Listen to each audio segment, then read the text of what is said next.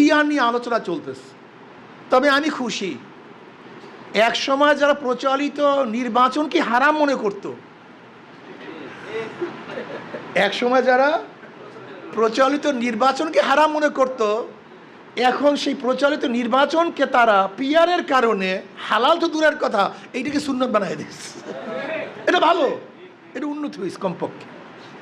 একসময় নির্বাচনকে হারাম মনে করত, এখন পিয়ারকে তারা হারাম মনে করে। অথচ আল্লাহর বান্দা পিয়ার কি জিনিস জানিই না। সংখ্যা আনুপাতিক হারে নির্বাচন হবে। দেখেন, গোটা দুনিয়ার মধ্যে বিভিন্ন পদ্ধতিতে নির্বাচন চলছে। এর মধ্যে 170টা দেশে নির্বাচন হয়, তার মধ্যে 91টা দেশে পিয়ার সিস্টেম নির্বাচন হয়। পিয়ারের হাজারো পদ্ধতি আছে। আসলে মূল ব্যাখ্যাটা কোন জায়গায়? সংসদ যারা সদস্য হবে তাদের কাজটা কি, এইটা নির্ধারণ করার আগ পর্যন্ত সব জায়গায় গ্যাঞ্জাম লাগবে। স্থানীয় সরকারের কাজটা কি, যেমন চেয়ারম্যান, উপজেলার চেয়ারম্যান, মেয়র, মেম্বার, জেলা পরিষদের চেয়ারম্যান, এদের কাজটা কি? স্থানীয় পরিষদ এবং সংসদ, এই দুইটার মধ্যে পার্থক্য না বুঝলে পিয়ারে গিয়ে আপনার গ্যাঞ্জাম লাগবে। পিয়ারে গিয়ে কী লাগবে? ভেজাল লাগবে, গ্যাঞ্জাম লাগবে। আমরা মনে করি সংসদ সদস্যের মূল কাজ হলো আইন প্রণয়ন করা, আইন বাস্তবায়ন করা। আর স্থানীয় সরকারের কাজ হলো উন্নয়ন করা। এই রাস্তা লাগবে, ঘাট লাগবে, পোল লাগবে, ব্রিজ লাগবে, এটার কাজ হলো স্থানীয় সরকার, চেয়ারম্যান, মেম্বার, উপজেলার চেয়ারম্যান, জেলা পরিষদের চেয়ারম্যান, মেয়র, কথাটা বুঝাতে পারিনি। এদের কাজ হলো স্থানীয় উন্নয়ন করা। আর এমপিদের কাজ হলো আইন প্রণয়ন করা, আইন বাস্তবায়ন করা। কোন জায়গায় আইন প্রয়োগ হচ্ছে না, কোন জায়গায় আইনের অবস্থাটা কি, কোন জায়গায় চুরি হচ্ছে, ডাকাতি হচ্ছে, আইন শৃঙ্খলার খেলাপ হচ্ছে, সেক্রেটারিদের কাছে, সচিবদের কাছে প্রেশার ক্রিয়েট করবে, তারা দেশটাকে সুন্দর সুস্থ রাখার চেষ্টা করবে। এর জন্য দরকারটা কি? যোগ্যতা সম্পন্ন কিছু মেম্বার অফ পার্লামেন্ট, সংসদ যারা সদস্য হবে তাদের মধ্যে যোগ্যতা থাকা চাই। কি থাকা চাই? যদি যোগ্যতাই না থাকে তাহলে সে আইন প্রণয়ন করবে কিভাবে? যদি যোগ্যতাই না থাকে, তার সেক্রেটারি, যে সচিব, সে তো অনেক শিক্ষিত, অনেক জ্ঞানী, তাকে প্রেশার ক্রিয়েট করবে কিভাবে? যৌক্তিক তার কাছে আলোচনা করবে কিভাবে? এর জন্য আমরা মনে করি যে সংসদ সদস্যদের অনেক বেশি যোগ্যতার প্রয়োজন, জ্ঞানী হওয়ার প্রয়োজন। তারা আইন প্রণয়ন করবে, দেশকে কীভাবে ডেভেলপ করবে, অন্য অন্য দেশের সাথে সম্পর্কটা কিভাবে রাখবে, কতটুকু রাখবে, কতটুকু বাদ দিবে, কথাটা বোঝাতে পারি রে। গোটা বাংলাদেশের অর্থনীতির অবস্থাটা কী হবে, অর্থনীতি বাজেট করবে, অর্থনীতি কোথার থেকে আসবে সে ব্যাপারে তারা চিন্তা ভাবনা করবে। এইটা হলো পার্লামেন্টের মেম্বারদের কাজ। এখন কি করবেন? যদি পিয়ার সিস্টেম নির্বাচন হয় তাহলে আদর্শ ভিত্তিক নির্বাচন হবে, মার্কা ভিত্তিক নির্বাচন হবে, সংসদ যৌথ হবে, সব আদর্শের মানুষ সংসদে যাবে, সব আদর্শের মানুষ প্রত্যেক আদর্শের কথা বক্তব্য তুলে ধরতে পারবে। প্রত্যেক আদর্শের মানুষ তাদের বক্তব্য তুলে ধরতে পারবে। যেমন হিন্দুরা বলবে আমাদের এই সমস্যা, খ্রিস্টানরা বলবে আমাদের এই সমস্যা। এখন বলতে পারেন হুজুর তাহলে হিন্দু খ্রিস্টানদের তো সংখ্যা বেড়ে যাবে। এটা আপনারা ভুল বলতেছেন, এটা ভুল মেসেজ। বাংলাদেশে মোট সংখ্যালঘু পার্সেন্টেজ 7 বা 8, 92% মুসলমান। সংখ্যালঘুদের মধ্যে আবার হিন্দু আছে, বৌদ্ধ আছে, খ্রিস্টান আছে। আমি কথাটা বোঝাতে পারিনি। যদিও ধরে নেন তাদের মধ্যে যদি ঐক্যবদ্ধ নির্বাচনও করে তাহলে তাদের সংখ্যায় কতটা সিট আসবে? বরং বর্তমান যে সংসদগুলো চলতেছিল তাতে কিন্তু সংখ্যালঘুদের সিট অনেক বেশি। কোনো সংসদে 18 জন, 20 জন, 25 জন।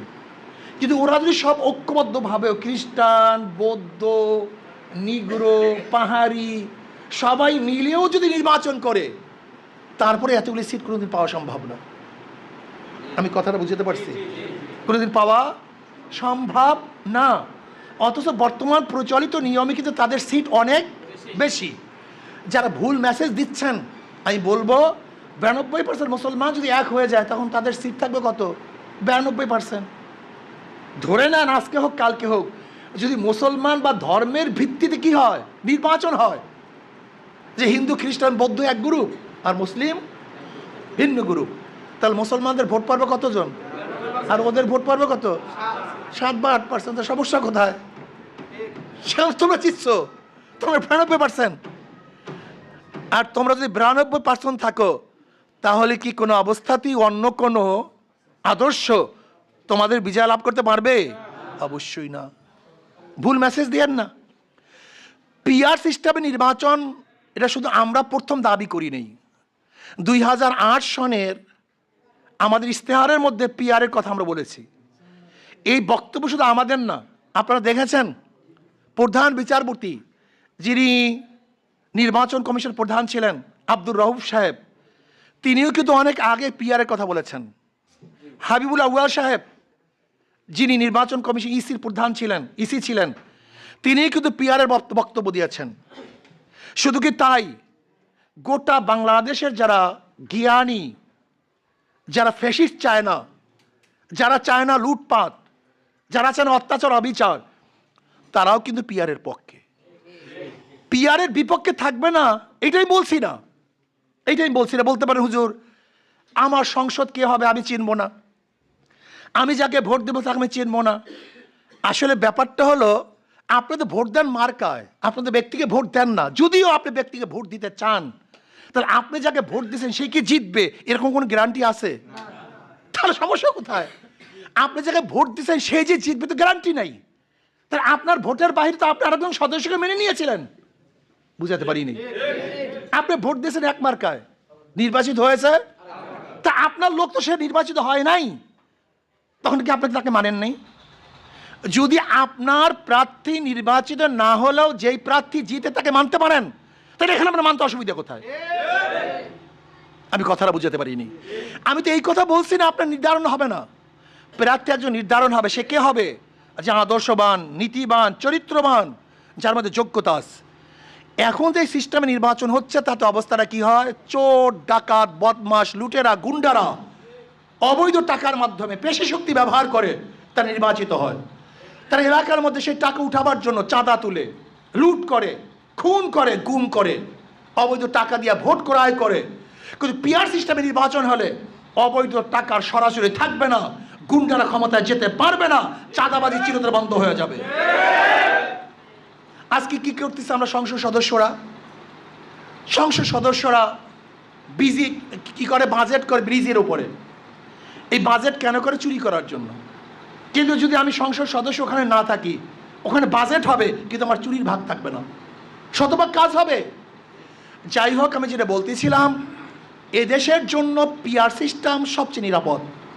সব দলের সব আদর্শের মানুষ তারা সংসদের সদস্য হিসাবে যাবে, তাদের মত ব্যক্ত করবে। গোটা বাংলাদেশের লাফালাফি, কাটাকাটি, মিছিল, মিটিং রাস্তায় না করে সংসদে বসে কথা বলবে। মানুষ নিরাপদে থাকবে, হরতাল থাকবে না, গুম থাকবে না, অবরোধ থাকবে না, কিচ্ছু থাকবে না। প্রত্যেকের আদর্শ সংসদে কথা বলবে। সমস্যা কোথায়? জাতীয় সংসদ হবে, নিরাপদ হবে। বলতে পারেন সংসদ বারবার ভেঙে যাবে।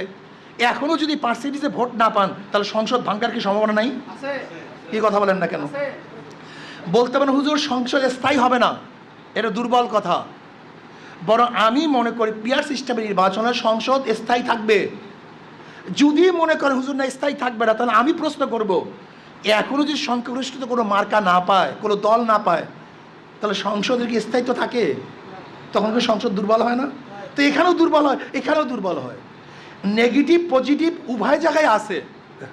যদি পিআর সিস্টেমে নেগেটিভ থাকে 2টা, পজিটিভ আছে 98টা। আর বর্তমান প্রচারিত নির্বাচনে যদি পজিটিভ থাকে 2টা, নেগেটিভ 98টা। দেখেন প্রত্যেক জায়গায় ভালো মন্দ আছে। আমরা ঔষধ সেবন করার আগে কি দেখি? ঔষধ সেবন করার আগে দেখি এইটাই সাইড এফেক্ট হতে পারে, এই সাইড এফেক্ট হতে পারে, কিন্তু তারপর ঔষধ সেবন করি কেন? সাইড এফেক্টের সংখ্যা কম কিন্তু ভালো হওয়ার সম্ভাবনা বেশি।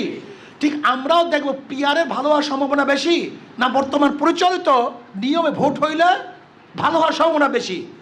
যদি দেখি পিআরে নির্বাচন হলে ভালো হওয়ার সম্ভাবনা বেশি, তাহলে আমি অনুরোধ করব বাংলাদেশের জন্য পিআর সিস্টেম নির্বাচন সবচেয়ে নিরাপদ। পিআরসি নির্বাচন করা উচিত। পিআর কারা চায় না? কে চায় না? পিআর চায় না যারা সন্ত্রাসী করে নির্বাচিত হতে চায়, তারা পিআর চায় না। যারা দখলদারি করতে চায় তারা পিআর চায় না।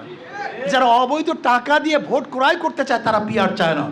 আর যারা স্বচ্ছ সুন্দর আদর্শবান মানুষকে ক্ষমতা দিতে চায় তারা পিআর চায়।